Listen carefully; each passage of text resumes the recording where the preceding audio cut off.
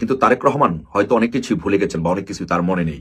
তাই জনাব তারেক রহমানকে কিছু জিনিস আমি মনে করিয়ে দিতে চাই, স্মরণ করিয়ে দিতে চাই।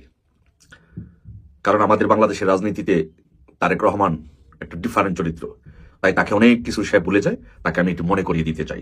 জনাব তারেক রহমান, আপনি জানেন না কি তারেক রহমান, যে আপনি আজকে যেই মাটিতে দাঁড়িয়ে বক্তব্য দিয়েছেন, যেই মাটিতে দাঁড়িয়ে আপনি জনসমাবেশ করেছেন, এই মাটি স্বাধীন করেছে কি আপনি জানেন? জনাব তারেক রহমান, আপনি যেই মাটিতে দাঁড়িয়ে বক্তব্য দিয়েছেন, যেই মাটিতে দাঁড়িয়ে আজকে জনসমাবেশ করেছেন 300 ফিটে, এটি স্বাধীন করেছে শেখ হাসিনার বাবা বঙ্গবন্ধু শেখ মুজিবুর রহমান, এবং এই 300 ফিট নির্মাণ করেছে শেখ হাসিনা। জনাব তারেক রহমান, আপনি আরো জানেন নাকি? আপনি হয়তো ভুলে গেছেন, তাই আপনাকে একটু স্মরণ করিয়ে দিতে চাই যে যে মাটিতে, যে মাটির আপনি স্পর্শ করেছেন, পায়ের মোজা খুলে যে মাটিতে আপনি মাটি স্পর্শ করে আপনি শান্তি অনুভব করতে চেয়েছেন, এই মাটি কে স্বাধীন করেছে জানেন? কার রক্ত ঘামের থেকে এই মাটি স্বাধীন হয়েছে? কার নেতৃত্বে এই মাটি স্বাধীন হয়েছে জানেন? এই মাটি স্বাধীন হয়েছে শেখ হাসিনার বাবা বঙ্গবন্ধু শেখ মুজিবুর রহমানের নেতৃত্বে। তারেক রহমান, আরো আপনাকে কিছু জিনিস স্মরণ করাই দিই, আপনি তো ভুলে যান। আপনি কি জানেন যে আপনি যেই দেশে, যেই মাটির, যেই দেশের প্রধানমন্ত্রী হতে চাচ্ছেন, এই দেশটাকে কে স্বাধীন করেছে জানেন? এই দেশটা স্বাধীন করেছে বঙ্গবন্ধু শেখ হাসিনার বাবা। 30 লক্ষ শহীদের বিনিময়ে, লক্ষ লক্ষ মা বোনের ইজ্জতের বিনিময়ে বঙ্গবন্ধুর নেতৃত্বে, শেখ হাসিনার বাবার নেতৃত্বে এই দেশটি স্বাধীন হয়েছে। তারেক রহমান, আপনি ভুলে যান না, জাস্ট আপনাকে স্মরণ করে দিই। তারেক রহমান, আপনি জনাব তারেক রহমান, আপনি জানেন নাকি? আপনি তো ভুলে যান। আপনাকে স্মরণ করে দিতে চাই যে আপনার মা যখন বলেছিল যে তত্ত্বাবধায়ক সরকার পাগল এবং শিশু ছাড়া কেউ নিরপেক্ষ নয়, তত্ত্বাবধায়ক সরকার দাবি মানতে চায় নাই, তা আপনার মাকে তত্ত্বাবধায়ক সরকারের দাবি মানিয়েছিল এবং তত্ত্বাবধায়ক সরকারের অধীনে নির্বাচন হয়েছিল 1996 সালে। আপনি জানেন যে এই আপনার মাকে তত্ত্বাবধায়ক সরকারের দাবি কে মানিয়েছিল? কার নেতৃত্বে হয়েছিল? এটা শেখ হাসিনা মানিয়েছিল। জাস্ট আপনাকে একটু স্মরণ করাই দিই, শেখ হাসিনা কি জিনিস, আওয়ামী লীগ কি জিনিস, বাংলাদেশ আন্দোলন কি জিনিস, সেটা একটু স্মরণ করাই দিচ্ছি, ভুলে যান না আপনি। তারেক রহমান, আপনি জানেন না কি যে 15 ফেব্রুয়ারি নির্বাচন আপনার মা যে নির্বাচন করেছিল, সেই নির্বাচনে আপনার মা কতদিন ক্ষমতায় থাকতে পেরেছিলেন? এটা আপনি জানেন নাকি? আপনি মনে ভুলে গেছেন। 15 ফেব্রুয়ারি নির্বাচন আপনার মা দিয়ে বেশি দিন থাকতে পারে নাই। তারপরে সংসদ ডিসলভ করে তত্ত্বাবধায়ক সরকারের কাছে ক্ষমতা হস্তান্তর করে নতুন নির্বাচন হয়েছিল, সেই নির্বাচনে আওয়ামী লীগ ক্ষমতা এসেছিল। আপনাকে জানিয়ে দিলাম, হয়তো আপনি ভুলে গেছেন, জানেন, আপনি হয়তো ভুলে যান। তারেক রহমান, আরো আপনি জানেন নাকি যে 2001 সালে নির্বাচনে বিএনপি বিজয়ী হওয়ার পরে, তখন আপনি তরুণ, আপনার নেতৃত্বে বাংলাদেশে 21 আগস্টে গ্রেনেড হামলা এবং 64টি ডিস্ট্রিক্টের মধ্যে 63টি ডিস্ট্রিক্টে একসাথে বোমা হামলা সহ এগুলো যে আপনি করেছিলেন, আপনি কি এগুলো ভুলে গেছেন? আপনি জানেন নাকি এগুলো যে আপনি করেছিলেন? এগুলো আপনাকে যা স্মরণ করাই দিলাম। এবং আপনি ক্যাম হাসানকে প্রধান উপদেষ্টা করে একটা যেনতেন নির্বাচন করে ক্ষমতা আসার জন্য আপনি কি প্রক্রিয়া করেছিলেন, কি করেছিলেন তৎকালীন সময়ে আমলে, খাম্বা টাম্বা আপনার দুর্নীতি, ওগুলোতে গেলাম না, শুধু মেন বিষয়গুলো আপনাকে স্মরণ করাই দিলাম। আপনি জানেন নাকি যে আপনি ক্যাম হাসানকে প্রধান উপদেষ্টা করার জন্য আপনি কি করেছিলেন?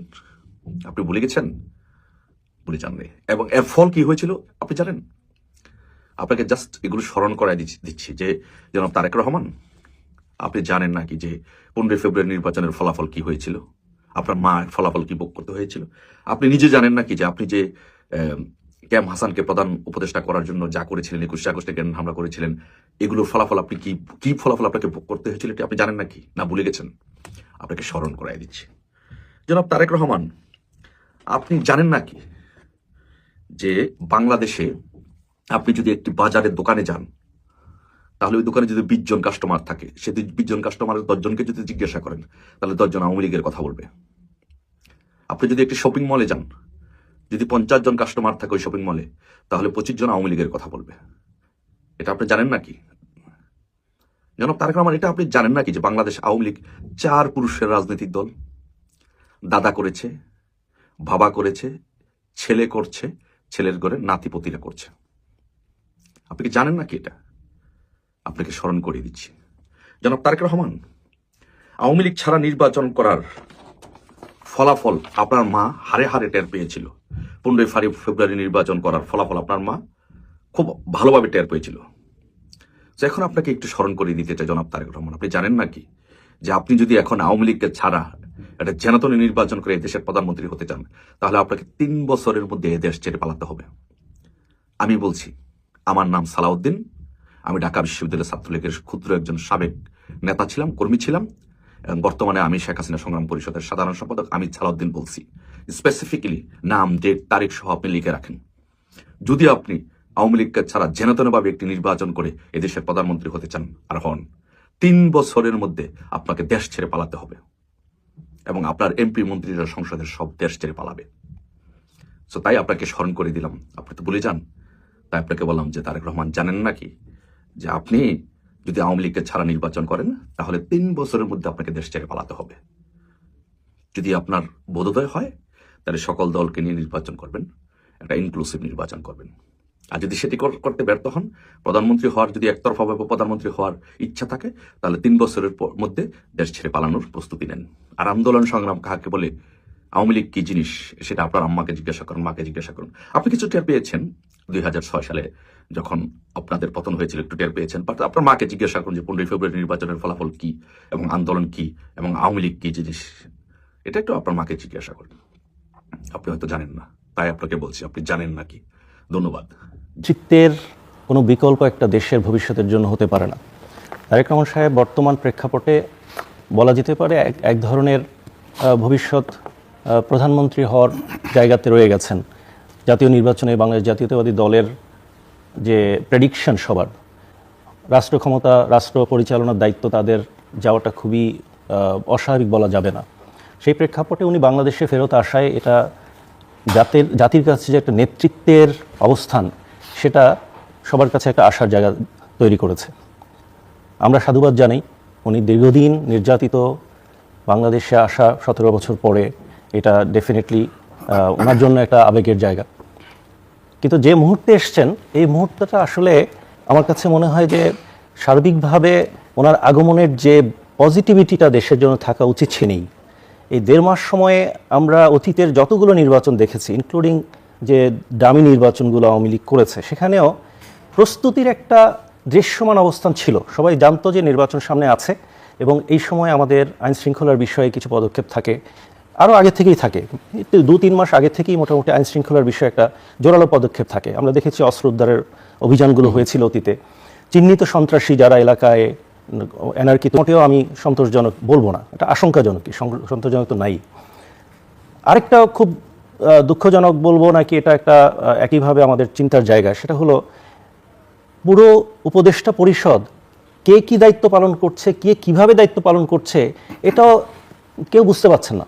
2-1 মাঝে মাঝে হয়তো আসছে, পিকচারে মানুষ দেখে, কিন্তু তাদের কার্যক্রমের মধ্যে কোনো সমন্বয় দেখি না।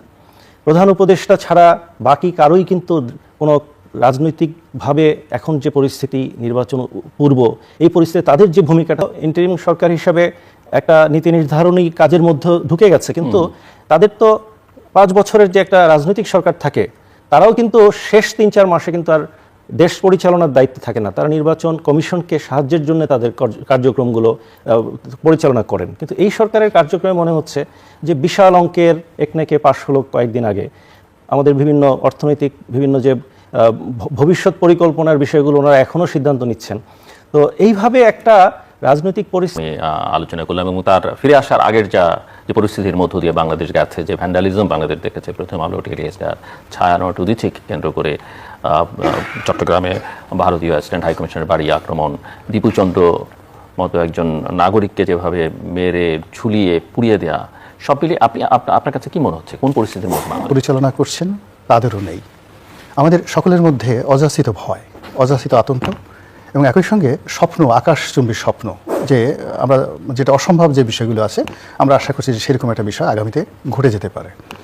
এখন ধরুন তারেক রহমান সাহেব আসছেন, স্মরণকালের সবচেয়ে বেশি লোকজন আসছে, এটা খুব স্বাভাবিক। এর কারণ হলো আমাদের যে জাতিসত্তার যে ইতিহাস, সেই ইতিহাসে বাঙালির যে আবেগ, এরা সবসময় করে কি, খুব কিউরিসিটি থাকে, কৌতূহলী থাকে। অতীতে যখন আমি ইতিহাস পড়ে দেখলাম যে যখন আইয়ুব খান এসছিলেন, বলা হয়ে থাকে যে ঢাকা শহরে আইয়ুব খানের যে সমাবেশ, উনি